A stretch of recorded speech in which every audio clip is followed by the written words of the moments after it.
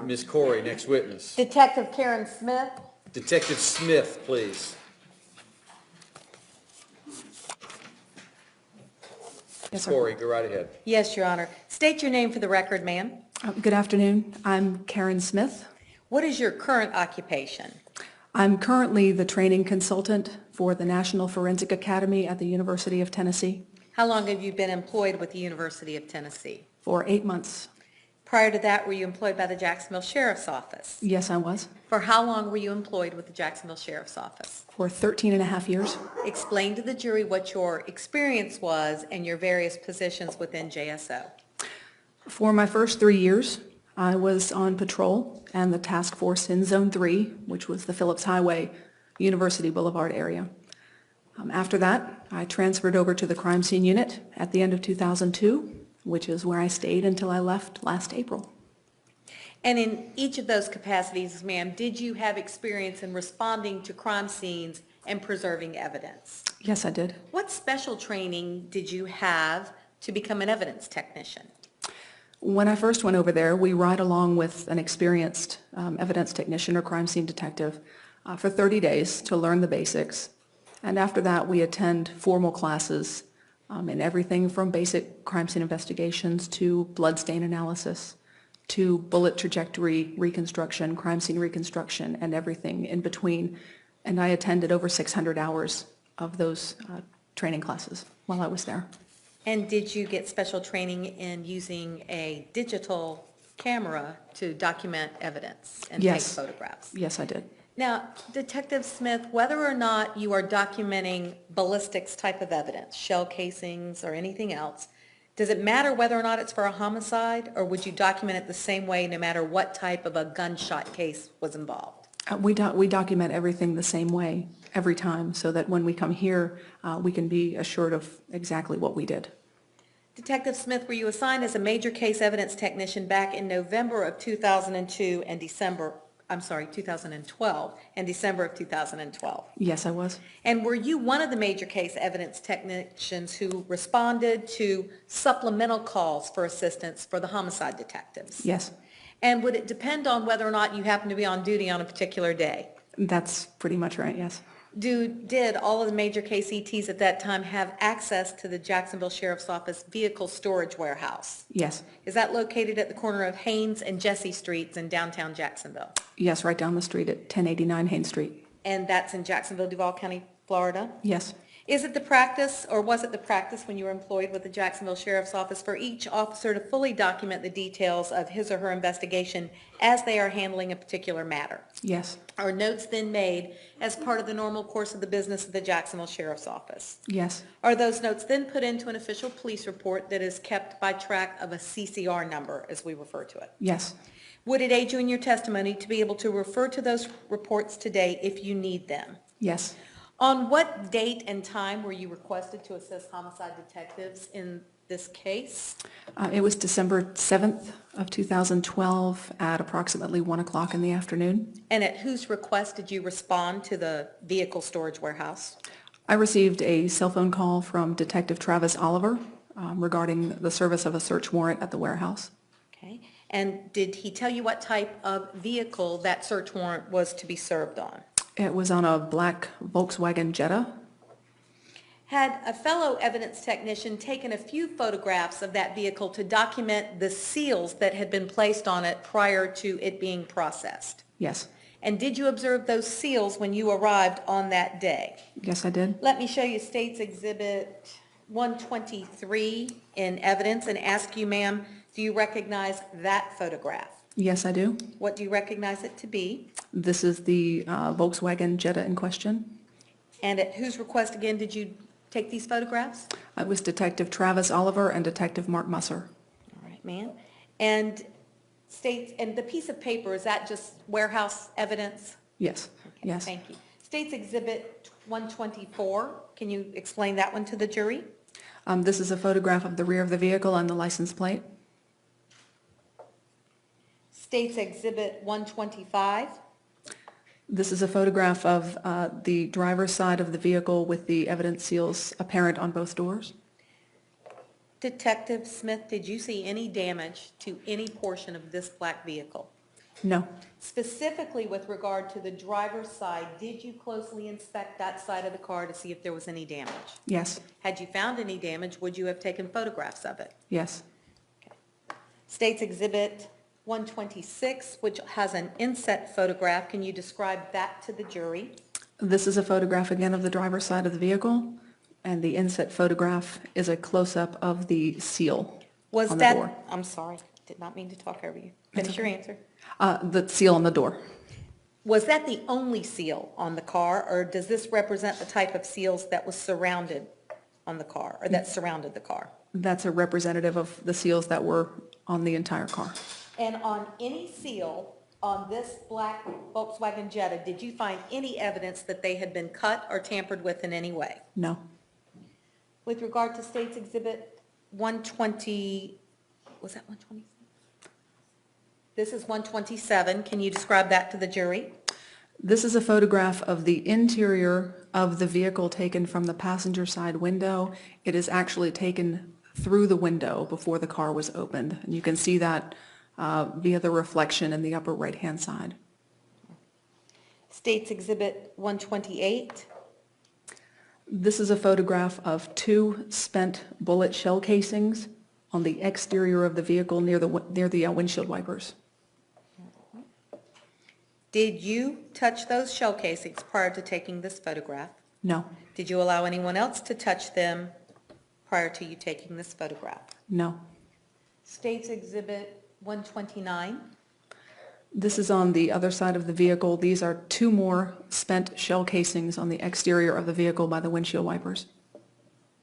And again, did you allow anyone to touch those 2 shell casings prior to you taking this photograph? No. State's Exhibit 130.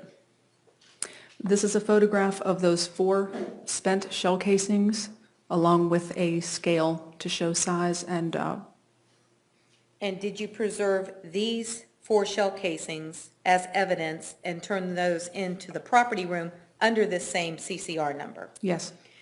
What manufacturer stamp do these 4 shell casings bear? They're 9mm Lugers, Luger. May I approach defense counsel, Your Honor, and then the witness? Yes, ma'am. I'm showing defense counsel states 196.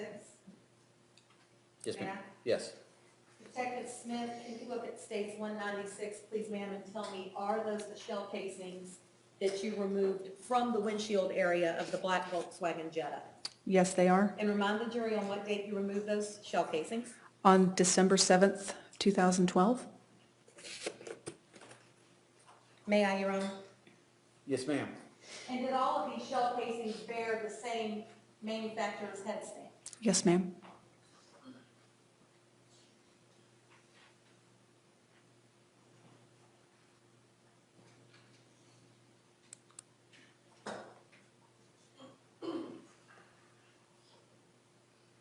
Detective Smith, at the time that you recover evidence such as this, would it be your responsibility to see if it matches up with any other evidence? No. Do you preserve everything you find in any homicide investigation for future processing by the Florida Department of Law Enforcement? Yes, we do. And did you package those in the envelope that's seen on this exhibit? Yes, I did.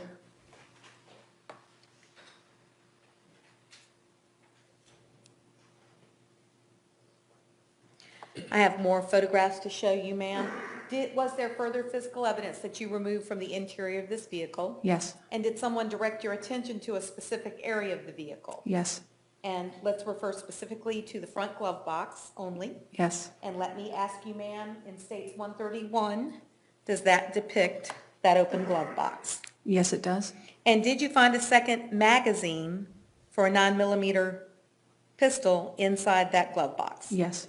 Let me show you State's Exhibit 132 and show the jurors where that magazine is. It is actually inside the glove box, right here. Thank you. Not a great circle, but it'll work. And do some people commonly or in lay terms refer to that as a clip? Yes, But is it proper to call it a magazine? a magazine, that's correct. So anytime we refer to magazine in here, we're talking about a part of a gun, not a literal magazine, correct? That's correct. Okay, States 133, can you tell the jurors what that depicts? This is my left gloved hand holding on to that magazine and showing the manufacturer's stamp on the bottom. States 134, This is a view after I had placed it onto clean cardboard to show the actual magazine sides. from your experience as both a police officer who carried this type of magazine and your experience as an evidence technician, major case evidence technician, was this magazine fully loaded? Yes. And how did you know that? After I emptied it, once I photographed it, I emptied 18 rounds out of it. States Exhibit 135 in evidence. These are photographs showing the head stamp of the 9mm rounds and then the other side showing that they are hollow point bullets. Detective Smith, because this works by a spring action, would even a less than capacity magazine have a bullet showing at the top such as that? Yes. States Exhibit 136. This is a photograph of the rounds as they were taken out of the magazine, laid out. And did you document the head stamp of these as well? Yes. Let me take you then to States Exhibit 137. This is again my left gloved hand showing the head stamp, which is a 9mm Luger. Detective Smith, did you put all of these items of evidence as well into the Jacksonville Sheriff's Office property room? Yes. And did you put it in at the same CCR number pertaining to Jordan Davis and the defendant Micheal Dunn? Yes. Did you preserve it for future processing by the Florida Department of Law Enforcement? Yes. May I approach Mr. Stroll and then the witness, Your Honor? Yes, ma'am.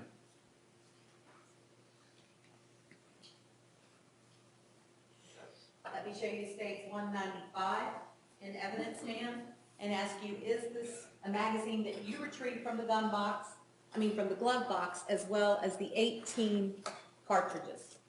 Yes, they are. And do you see your markings on the packaging on this exhibit? Yes, I do. May I publish to the jury, Your Honor? Yes, ma'am.